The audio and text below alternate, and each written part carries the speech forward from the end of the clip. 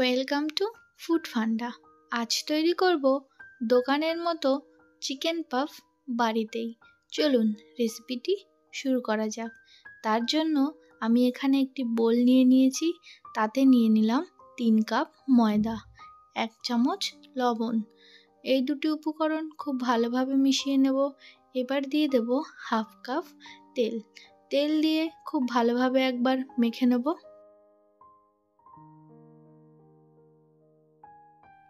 দিয়ে দেব 1 কাপ জল।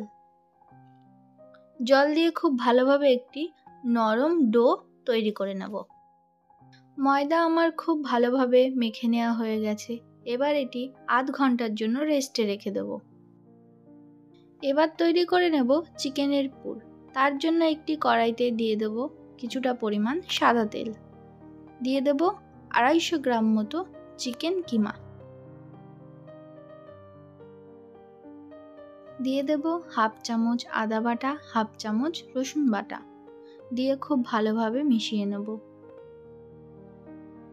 এর সাথে দিয়ে দেব সামান্য কিছুটা বাঁধাকপি, দেব পেঁয়াজ কুচি, দেব গাজর কুচি, দেব ক্যাপসিকাম কুচি, লঙ্কা কুচি, দেব 1 চামচ লবণ, 1 চামচ গোলমরিচের গুঁড়ো, 1 চামচ ভিনিগার, 1 চামচ সয়া সস।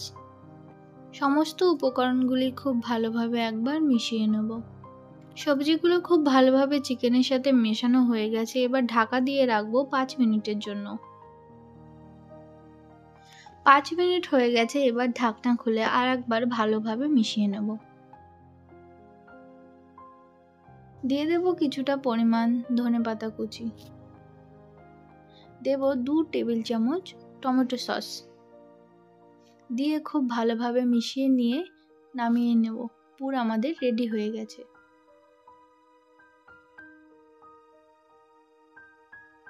এবার একটি বাটিতে নিয়ে নেব 2 চামচ কর্নফ্লাওয়ার। দিয়ে দেব 2 চামচ বাটার ও 2 চামচ তেল।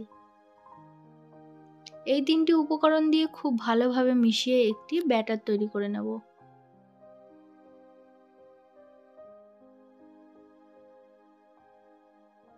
এবার ময়দার যে ডো তৈরি করে রেখেছিলাম তার থেকে মিডিয়াম সাইজের 5টি লেচি কেটে নেব।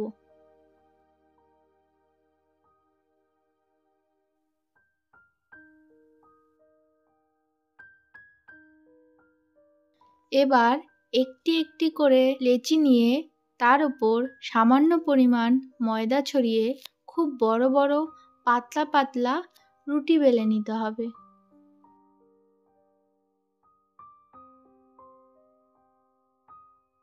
রুটি আমার খুব পাতলা করে বেলে নেওয়া হয়ে গেছে। এবার এর উপর দিয়ে দেব আগে থেকে তৈরি করে রাখা কর্নফ্লাওয়ারের মিশ্রণ।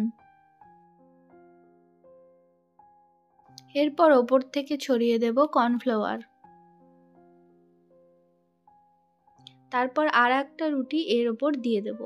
আবারও একই প্রসেসে ওপর থেকে দিয়ে দেব কর্নফ্লাওয়ারের মিশ্রণ। এইভাবে 5টি রুটি একটির ওপর আরেকটি বসিয়ে নিতে হবে। এরপর 2 সাইড থেকে মাঝ বরাবর ভাঁজ করে নিতে হবে। সেম প্রসেসে এই ভাঁজগুলির ওপরেও কর্নফ্লাওয়ারের মিশ্রণ এবং শুকনো কর্নফ্লাওয়ার দিয়ে দিতে হবে।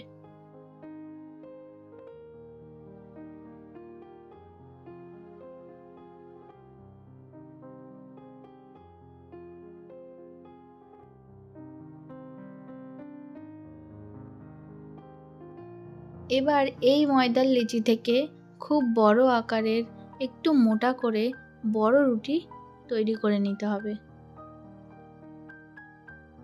এবার একটি ছুরির সাহায্যে এটিকে চৌকো শেপে পিস পিস করে কেটে নিতে হবে।